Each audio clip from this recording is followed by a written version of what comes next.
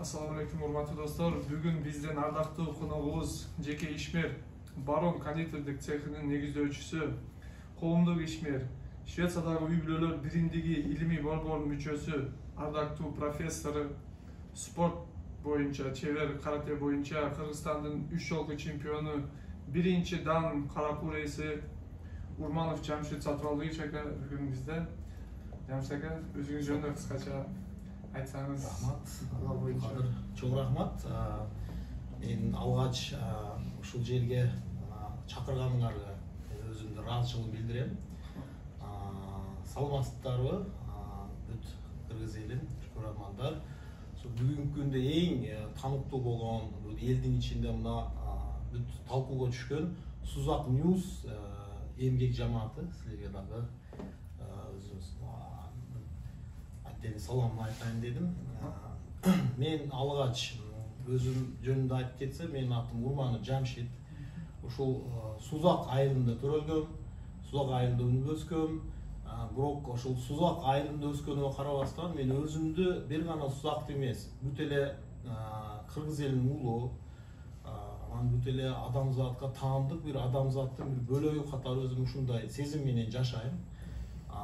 Мен өзүм кандай гана жакшылык болбосун, кандай гана жашоодо адамга жакшылык кылбасын, ушул жакшылыктарды жашоого чыгарууга аракеттенген бир адам катары өзүмү сезип жүрөм дайым. Бизде буну айтканда Instagram паракчаларында же адамдардан көп угуп жүрөбүз сиз жөнүңүздө. Азыр мына айтып өткөндөй, мына азыр Барон шириндиктерин негиздеп сиз өзүңүз бул менен эле калбай өзү спорт чебери экенсиз. 3 жолку Кыргызстандын чемпиону болуш карате боюнча, любой бир спорттун түрү боюнча бул оңой эмес. Ушулар боюнча кыска кантип бул спорт болуп кетти, спорттон кийинки бир бизнеске койгон кадамдарыңыз боюнча.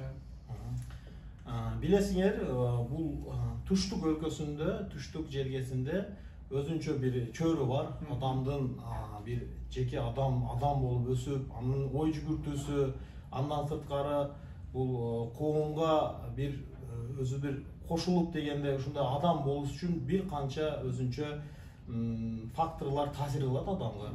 Ушул таасирлердин таасиринде дейбизби, биз дагы спорт менен алектенгенге мажбур болгонбуз. Спорт анткени бул жерде элдин эркектер основной бүт спорт менен бар машыгат, билесиңер, спорт менен кызыгат. Мен да дагы табигый менин ошо табиятымда спортко болгон кызыгышым балалык кезимден баштап ошо туулуп, ушул жерде мен дагы спорт менен машыкканды баштагам. Ал мен эстешим боюнча 13 жашымда ушу карате боюнча мектепте, орто мектепте ушундай секция ачылган. Ушул маалда мен карате менен машыгып жүргөм. Анан бирок бир канча жыл анчалык мындай өзүмдү берип мындай шууланып мындай машыгып жүрбөгөмүн. Бирок 19-18 жашымда мен уже результат, натыйжалуу бир аракет кылайын деп спортто ушул көп карате боюнча мамлекеттин Кыргыз Республикасынын чемпиону болдум. Андан сырткары 30га жакын эл аралык турнирларда жеңүүчү жана байгелүү орундарды алдым. Москвада өткөн жаштар боюнча ушул жылдары дүйнөлүк ачык биринчиликте катышып байгелүү орун алдым. Каракуур биринчи дан каракуур ээси деп коет бизде. Каракуурга мен экзамен тапшырып ушул маалда Москвада Кейго Абе Япон 9-дан Япон мастерине, ошол карате устазына мен ошо экзамен тапшырып ушул экзаменден өтүп келгем ушул маалда. Жаш кезимде ал. Бирок бул спорт мага көп нерсени үйрөттү. Спорт менен машыккан адамда анын ички дүйнөсү, жан дүйнөсү жанданат. Анын энергия кошумча пайда болушту баштайт. Ал дагы жаратуучунун адамдын ичине ошол дайым жиберип турган ошо энергия агымынын көрүнүшү болуп эсептелет. Ал энергия агымы бир гана спорт эмес. Андан кийин коомдо дагы активдүү аракеттенишке себепчи болот. Ушул пояс боюнча Кыргызстан чемпион болгонуңуз канча жашыңызда эле? Биринчи. Алгач 99-жыл. 99-жыл, анан 2000-жыл. 99-жыл ошондо канча жашта каласыз? 19. Так, мен 1982-жылы төрөлгөм. Ошондо 17 жаштан уже өтүп калайын деп 99-жылы акыркы айларында эле эсимде бар. Эмнеге сурайын дегеним, Тайсон дагы дүйнөлүк чемпионду 19 жашында уже жетишкен экен. Ошо көп спортко өзү эрте жаштан барганы өтө жакшы экен. Туура. Андан сырткары мына спорттон сырткары мисалы бизге дагы, мен ойлойм, бизди көрүүчүлөргө дагы абдан кызык болуп атат. Мисалы Швецияда үй-бүлөлөр биримдигинин илимий борборунун мүчөсү жана ардактуу профессор дейт. Сиздин профессия багытында мен ардактуу профессор билесиңер, кандай ал профессор эмес, негизи илимий профессор эмес, бирок жакшы активдүү, ушул багыт боюнча активдүү иш алып барган, ушул борборго же бир кандайдыр илимий мекеменин эң активдүү мүчөлөрүнө кээ бир кезде саясатчыларга дагы биз ошондой көрүнүш бар, ардактуу профессор намын беришет, ыйгарып ушинтип беришет. Мен дагы ушул борбордо мына где-то 2006-2007 жылдардан баштап онлайн түрүндө окууну баштагам. Адамга рухият деп коебуз биз. Психология менен рухияттын айырмасы бар. Психология бул жан дүйнө, ушул жашап турган материалдык дүйнө менен сенин мамилең оңдолушун үстүндө иш кетет. Бирок рухиятта адам менен жаратуучу, жанагы жан дүйнөсү, адамдын ички дүйнөсү, негизги багыты адам менен адамды жараткан жаратуучу күч менен анын мамилесинин үстүндө ошол изилдөөлөр кетет. Ошол борбордо ушундай өзүм илимий изилдөөлөрүм көп жүргүздүм, жардам бердим көп адамдардын жашоодогу проблемаларына.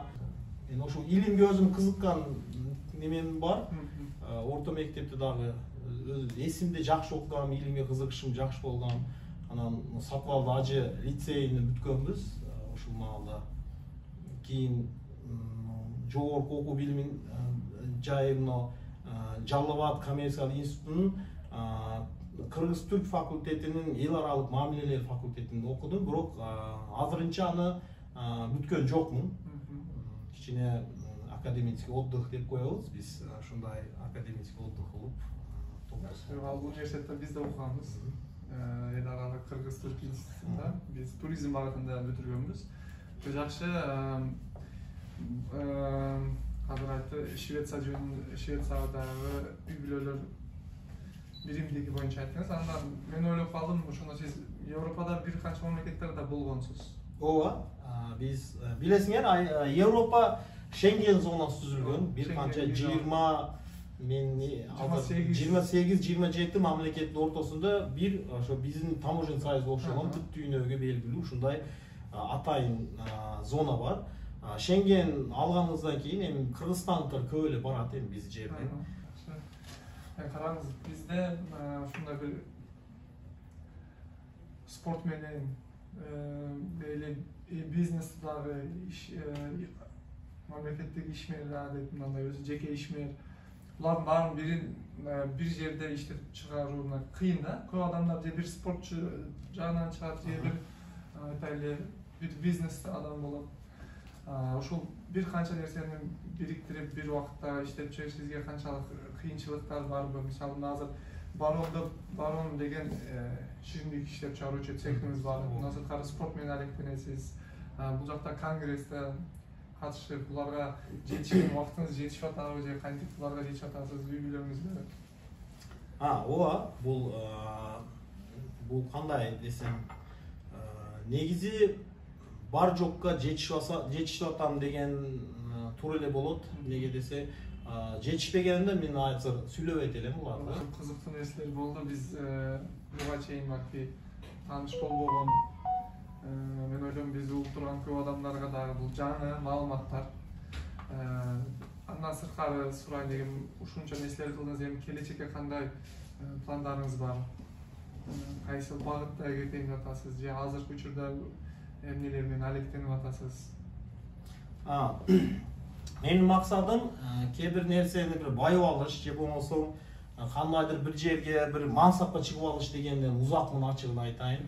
Ал нерселер жол-жолокой адамга берилет. Ал берилгенде туура мамиле кылып кете бересиң.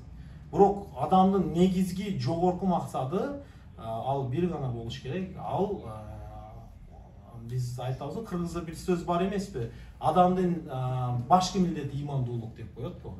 Ошо имандуулук анын алтынчы сезим тирилтирип, ошол алтынчы сезим менен дүйнөдү танып, адамдарга ушул сезим менен мамиле кылууну баштаганда гана дүйнө оңдолушту баштайт. Биз аны тажрыйбадан көрүп атабыз. Мисал үчүн, мен өзбек улутунда Кыргызстандын жаранымын. Бирок Кыргызстан ар бир нерсени жакшы жагын көрүүдө адамдын ички дүйнөсүгө баалуу экенин билебиз аны.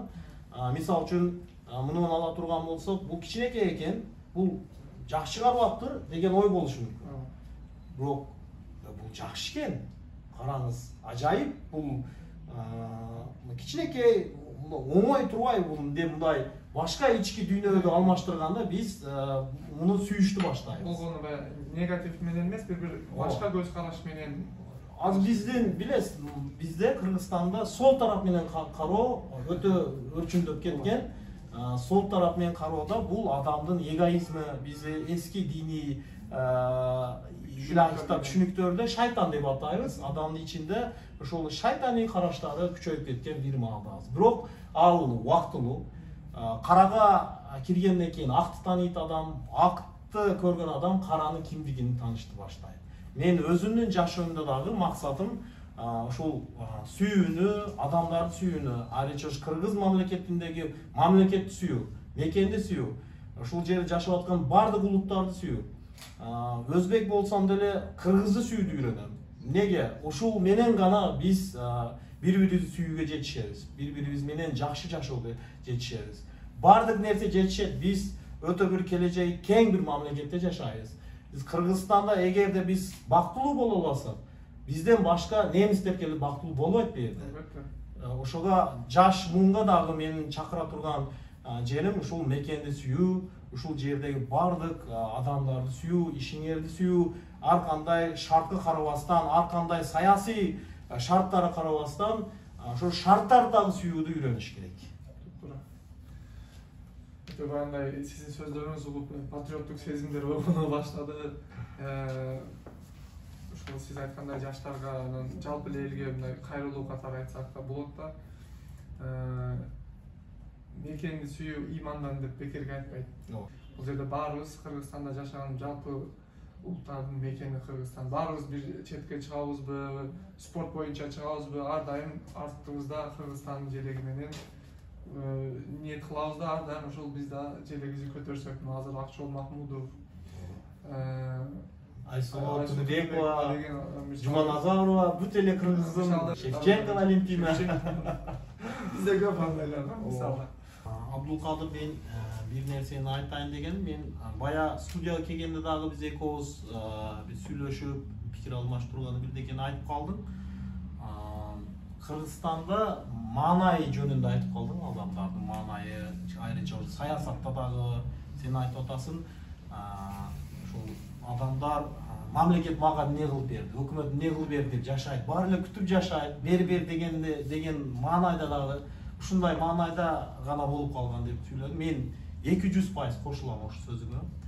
Кошумча кылып айтарым, ошол айтмакчы, Кыргызстан бизге эмне берди эмес, өкмөт бизге эмне берди эмес, мекен бизге эмнени берди деген маанайда бар. Биз Кыргызстанга эмнени бере алабыз? Биз ушул күнгө чейин эмне бере алдык? Ушул адамдарга болгондо бир сол караштан өтүп оң караш менен карап койдумбу кетип аткан иштерге? Же болбосо биз Кыргызстан бир гана революциялар же мындай трагедиялардын мекенинен карап коюп атабызбы? Жок. Акты деле, караны деле жаратуучунун өзү жаратат. Кудайдын өзү жаратат. Биз ошол акка киргенде караны тааныйбыз, карага киргенде акты тааныйбыз. Ал бардыгы Кудай тарабынан жаратылган. Биз өзүбүздүн тактырыбызды мындай айтканда достойно күтүп алууну үйрөнүшүбүз керек. Андан сырткары күтүп алгандан кийин биз ушул окуялардан чыгып дагы биз кандай салым кошо алабыз деген бир сен айтмакчы болгон ушул маанайга, сезимге мен дагы кошулат элем. Жаштарды дагы ушуга чакырып кетем. Бар жокко акылдуулук көзү менен гана эмес. Орустар айтмакты душой деп коет го. Жүрөк менен караганды үйрөнүшүбүз керек. Анткени жүрөк калыс карайт. Жүрөк бул жаратуучунун контролунда турган бир гана биздеги борбор эсептелет. Ошо сиз айткандай өзүбүзгө бир слоган кылып, мамлекет бизге эмне берди эмес, биз дагы мамлекетке эмне бердик деген сезим менен жашашыбыз керек. Чоң рахмат сага. Мен ушул учурдан пайдаланып, мага берилген ушул шанс дейбизби, мүмкүнчүлүк дейбизби, ушул айрыча Сузак деле эмес, бүт кыргызстандык, бүт дүйнөдөгү жаштарга бул кайрылуум. Биз ийик китептерде бар эмеспи? Кайсы бир коом өзүн оңдомоюнча анын чөйрөсү оңдолбойт дейт. Ал эмне деген? Ал сен өзүң ички дүйнөңдү оңдосоң, сен көз карашыңды оңдосоң гана дүйнөнүн кооз экендигин көрүштү баштайсың. Кээ бир кезде адамдар дүйнөдө саясатчылар деле, мамлекеттер деле бүт чөйрөнү, адамдарды оңдогонго аракет кылат. Бирок ал менен биз натыйжага жетише албайбыз. Биз энергиябызды, Кудай жаратуучу берген күч кудуретти ошону мындай пайдасыз нерселерге сарптайбыз. Жаштарга ошол айтайын дегеним, ошол берилип аткан күч кудурет, силерге берген ошол күчтү туура багытта пайдалангыла. Дүйнөдө кооз экендигин көргүлө. Кооз экендигини көргөн адамда сүйүү пайда болот. Сүйүү бул Кудайдын сапаты, махаббат сапаты. Ал Кудайдан берилген нур ал. Ошо нур менен дүйнөдө оңдогонго аракет кылып калат ал адам. Жакшы көрөт дегендей. Жөн эле мына үй бүлөдө дагы ушундай, балдарымга деле ушуну үйрөткөнгө аракет кылам. Ата-энени деле ушул көз менен караганга аракет кылам. Менин өзү ата-энем бар, пенсионер азы ардактуу, карындаштарым бар, эжем бар, бир тууган иним бар, бирге иштейбиз. Анан бирге иштеп аткан ошо эмгек жамаатым бар. Мен ушул Сузакта жашап атканымда, бүт Кыргызстанда жашаганымда мен тааныган адамдар бар. Бардыгыны мен мындай айтканда, ачык айтканда жакшы көрөм. Ошо жакшы көрүүмдү эфир аркылуу белек катар тартылагым келет да. Билдирип койгум келет. Бир жери мен ошо Абдулкадыр айтайын дегеним, артка кайтпагыла жаштар. Жыгылсаңар деле, мындай өсүп кетсең деле ар дайым аракетте болгула. Кудай кандай окуя жаратат? Силер ошо мындай айтканда приключение окшош жашоодо сүйүп жашагыла. Тирүү жашоодо сүйүп жашагыла. Токтобош керек.